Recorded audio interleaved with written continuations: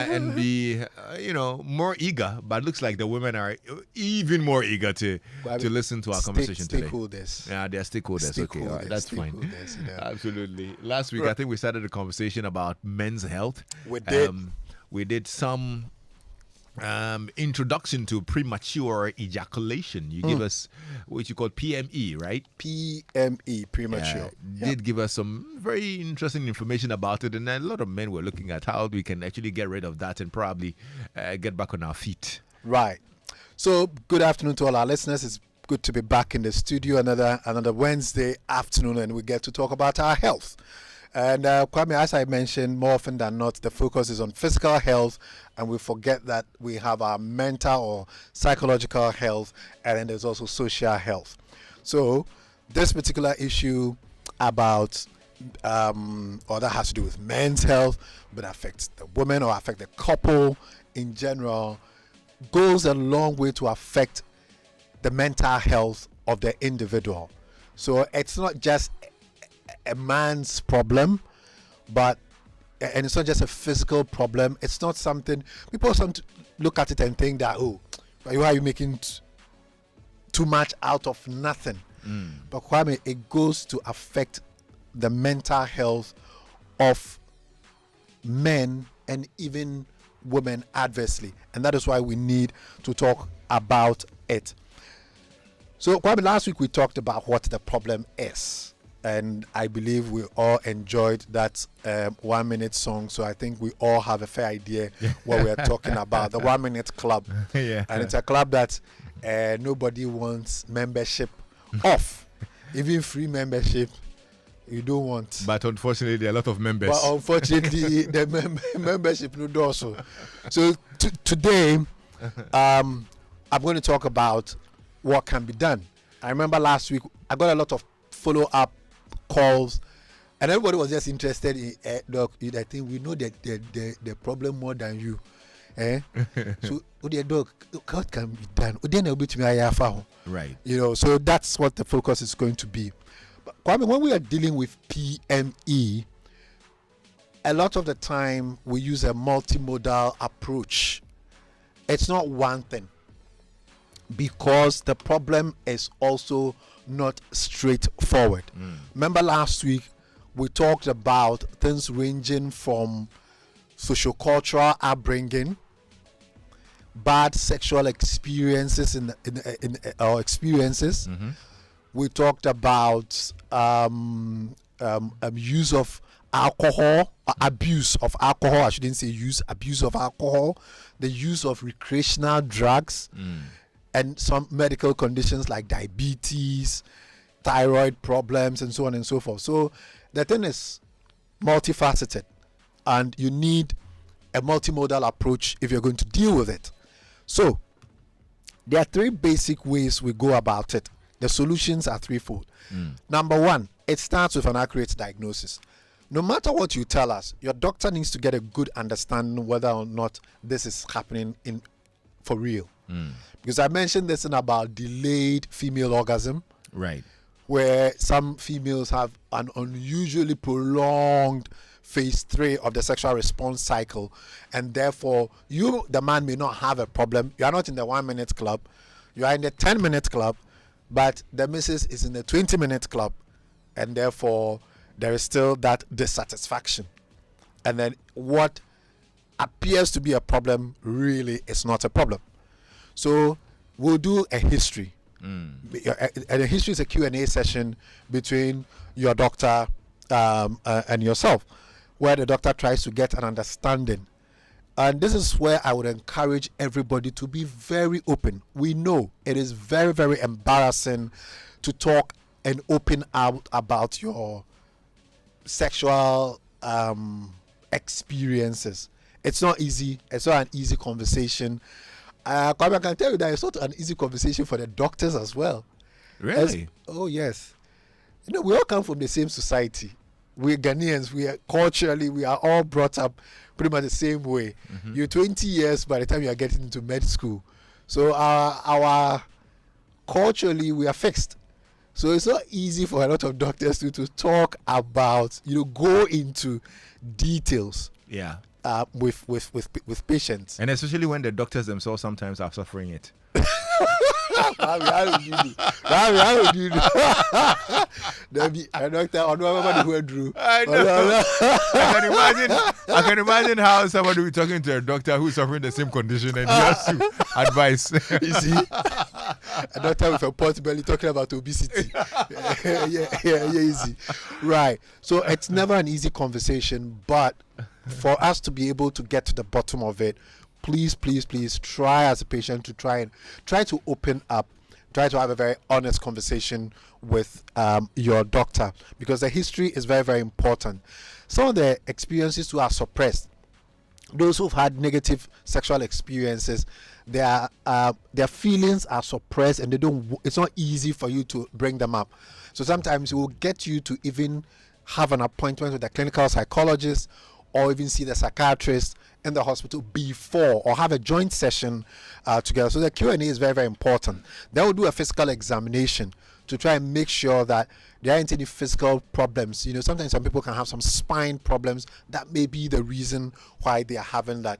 You may have a goiter that may point to a hyperactive thyroid gland. Hyperthyroidism can be one of the medical conditions that can also do that. You may have some hormonal imbalances that you can see on a physical examination. So your doctor will do a thorough physical examination of you as well. Then may request for some blood tests to be done to try and complete the picture. Now, once the diagnosis has been confirmed that yes, this is premature ejaculation. Remember, I mentioned that once or twice in your life it will happen. It will happen to every man. But the key thing in the diagnosis is that it is persistent. If it becomes persistent, then that is when it is really a challenge. So that is where we would how we would make the diagnosis. Once the diagnosis has been made, then your doctor sort of like knows for you which of the different modes of therapy is most appropriate. So if it so happens that you are abusing alcohol, you're into recreational drugs, your doctor would want to find out why. I mean, there's always a reason why people tend to use drugs or substances of abuse, like alcohol. There's always some underlying. Most of the time, we just say, "What do you? Most people have underlying social, economic problems, and they think that they cover it up with their drug use or alcohol use. So we try to go into that, and then we'll try and put you through a rehabilitative process to get you off the drugs of abuse.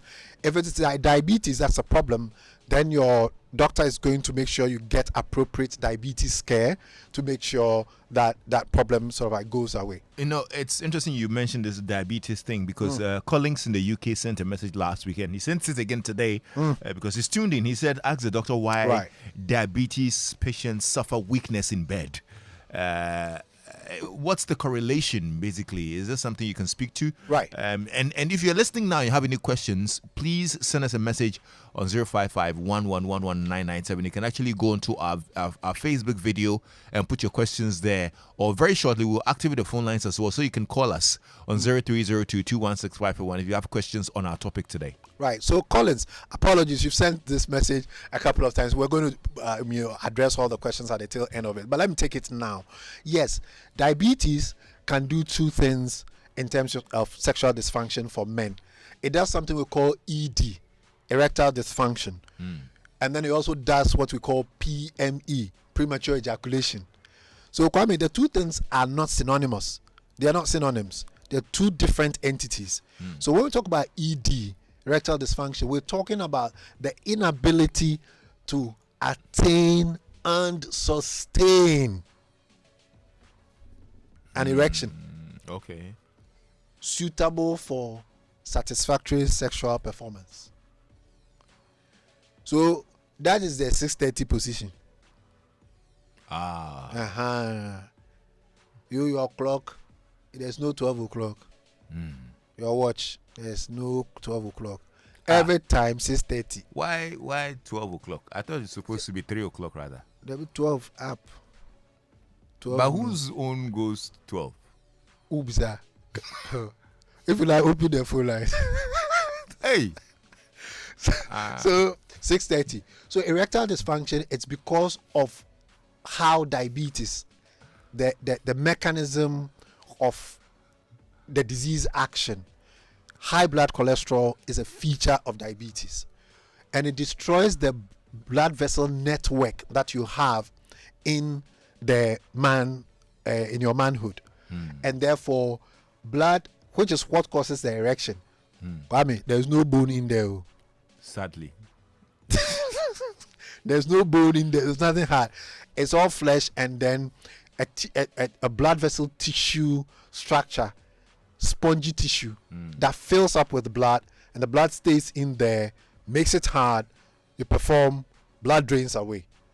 But unfortunately, in diabetics, because of high blood cholesterol, because of glucose attachments in there, there are a lot of leakages that happen, and therefore erectile dysfunction is a major problem in people with diabetes. And then unfortunately, it also causes premature ejaculation because of its effect on nerves as well. And a lot of the ejaculatory reflex is controlled by nerves that are coming from the spinal cord at a certain level. So in terms of diabetes, it's unfortunately a very, very common complaint I get at my diabetes clinic. So when I run the metabolic clinic, diabetes cholesterol clinic at Medical's Hospital. Okay. And that's one of the commonest complaints I will get from most men with diabetes. So in that case, what do? You take them off the diabetes meds? No, it's not the medicine. It's the condition. It's the condition, the disease condition, the poorly controlled diabetes. So how diabetes destroys the body. The same thing is doing at the kidneys. The same thing is doing at the blood vessels. So it destroys a lot of the blood vessels in your body, and the blood vessels network in the manhood is one of the things that it does to cause the erection. So they may not even get that PME, the premature. Their gun is not firing. So that's what they mean by the weakness in bed. So it means they can't get it up. It's ED. It's ED. So that is ED. So primarily that's what happens. But even for those who get it up, then diabetes can also then do a second thing. So it's a double whammy there. Even if you're able to overcome the first hurdle, then there's a second hurdle of 1 minute club. You know, so I always tell people that diabetes is such a multi-systemic disease. You know, it affects every part of a human being's function, and we trivialize it too much in this country. So the solution is to probably solve the diabetic condition. Thank you. That is where the solution really is. The underlying problem is the diabetes. You have to get good control of it, and then so people can sometimes they say doctors should put them on some medication to get them to function. Then when they realize that all I'm doing is talking about their diabetes, some of them get frustrated with me, thinking that I'm not solving their problem.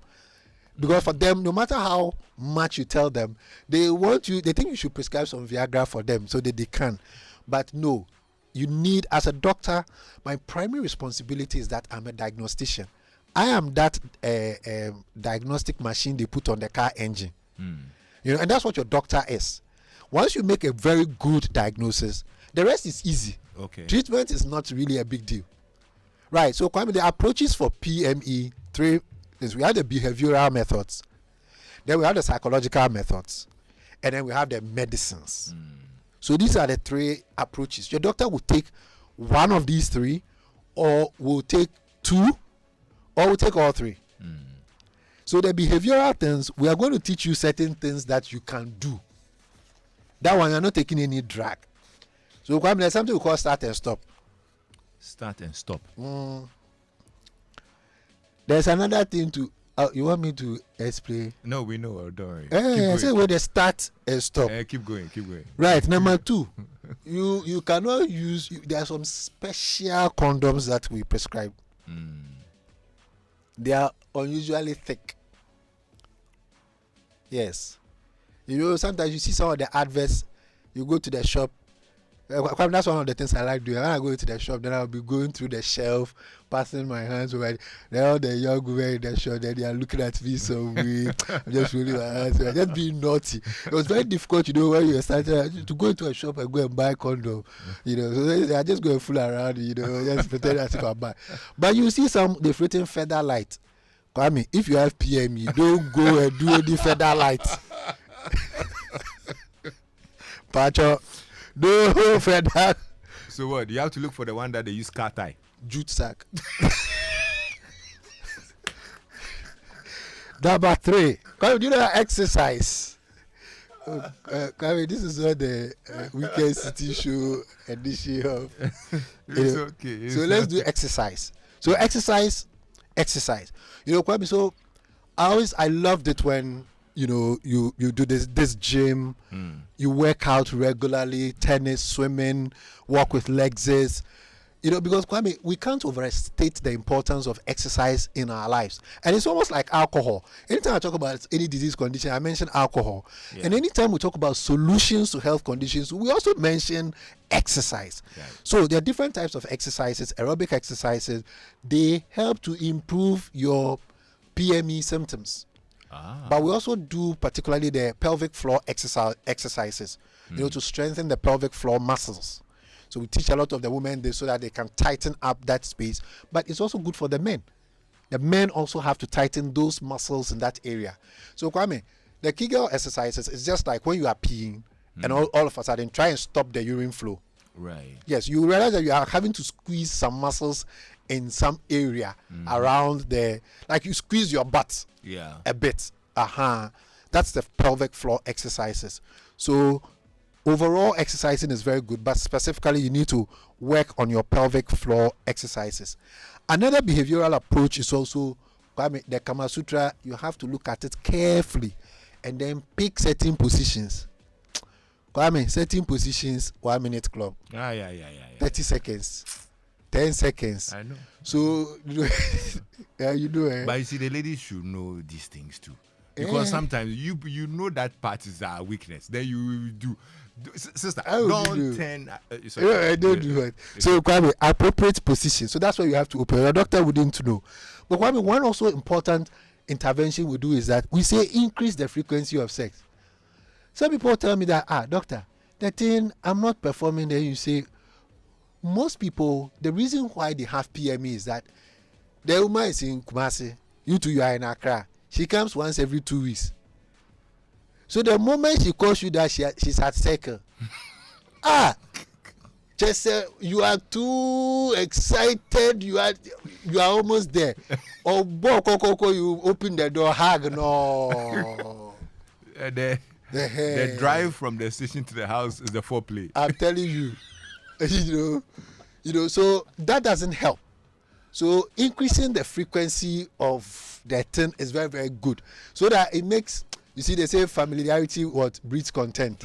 So I heard that if you become unya all the time, and then it slows down some of these things. Okay. So Kwame, these are some of the behavioral interventions that we will put in. Yeah. Then if all these things don't work, medicines. Before you get to the medicines, let me activate the phone lines because right, it's buzzing. Please do. 0302-216-541. If you have any questions, 0302-216-541. Or you can send us a WhatsApp on 055-1111-997. Doc. Right. So I was saying that when all these things fail, then or don't work, or we can do a combination of these things, there are also medicines that are prescription only that your doctor can put you on that would also delay it. Kwame, last week I mentioned something, it's part of the behavioral things. We talk about sleep, lack of sleep. There's a brain chemical called serotonin. And if you don't sleep long enough hours overnight, that's 6 to 8 hours overnight sleep. A lot of the men tell me, me, doctor, all I need is 2 hours sleep or 3 hours sleep, then I'm fine. You are not fine. You will get PME. Your serotonin levels will be low. So you need to sleep. And if you sleep well consistently, long hours consistently, you get high levels of serotonin, which then reduces the incidence of PME. So that's also very, very important. Kwame, aside these two options, we also have what we call psychotherapy sessions. And these are sort of like counseling sessions, or we'll call them, some people like to be very dramatic and call them sex therapy sessions. So here we try and address sexual problems, relationship problems. And a lot of people have that. It's very, very difficult to admit, but there are a lot of incompatible individuals. I like this, you don't like it. Okay. Yeah. And sometimes because of the cultural things, the cultural differences that we have, and so on and so forth. All right. Do we have anybody on the line? Yes, we have somebody on the line. Now remember, if you don't want to disclose your identity because of the nature of the conversation, we understand. Okay, you can call in 0302216541, or if you want to call and ask for a friend, that's okay. Hello. Lexis. Welcome, sir. Lexis, somebody insulted me. Somebody insulted you. Somebody said, "Oh, I always call Joy FM." He has his question to ask. He refused to ask. He sent the question to me via text that I should ask. Okay. Can you imagine this? We understand. Don't worry. We understand. Please ask for. If he joke, I'll mention his name. No, don't mention his name. We beg. Don't mention his name. You go ahead. Let's hear you. What's the question? This is what he's saying. Let me read it. That I should find out from doctor that the early hours of the evening, if he gets on the field, he score like between 5 minutes to 7 minutes. But if he sleeps into the night, somewhere in the morning, 2 to 3 to 4, he can run an hour. Is that a problem? And do he need some kind of therapy? Okay. All right. So, Kwame, I think before we came on air, we talked about something. We didn't get the opportunity to mention it, which is the second try. So, I think our caller just described that second try phenomenon, which is that at the first attempt, it's relatively short. The time to score the goal is short. Yeah. And then if you try later, the second try, then over about 90 minutes, and so I should go. And only injury time go. And like what man? I don't think that's what he's saying. No. Oh, is that what he's saying? Rather, I think that he's talking. He said early evening and into the night. So they might not. They are mutually exclusive.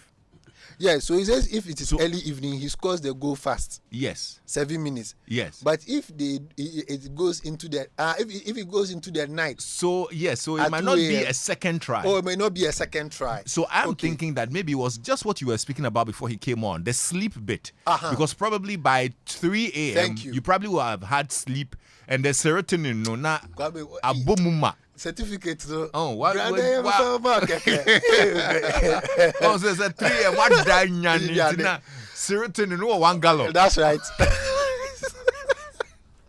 Right. So, Kwame, exactly. So, there are two possible scenarios there, and you absolutely nailed it. It's either a second try or the sleep factor that we talked about, that it works better, with sleep. Now, you get more serotonin if you have a good night's sleep, or if you sleep well enough, then you can have those levels. But is it a problem? It's not a problem, except the missus is complaining. Charlie, that is why Sorry Copra is such a delight. My goodness. Jacob, because that one, and then it is a different Bible. Yes. Anyway. Yes. Serotonin. I mean, somebody said, I'm just saying. Yeah. Somebody said. Sorry Copra is a very good distance. Was it through a text message? This message here says, "Hello, Lexis. Is it the same blood that fills the manhood for erecting when you wake up in the morning?" Because in the morning it's always urine. Right. So the morning one. Yeah. Is the same blood, or that one is? It's the same thing. So we call it NPT, nocturnal penile tumescence.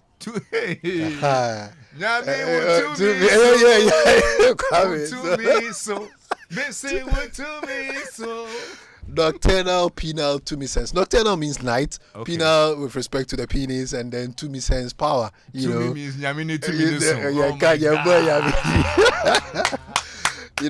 that is a very natural way of getting to know. It happens during dawn and all of it, a bit of blood rushing in there.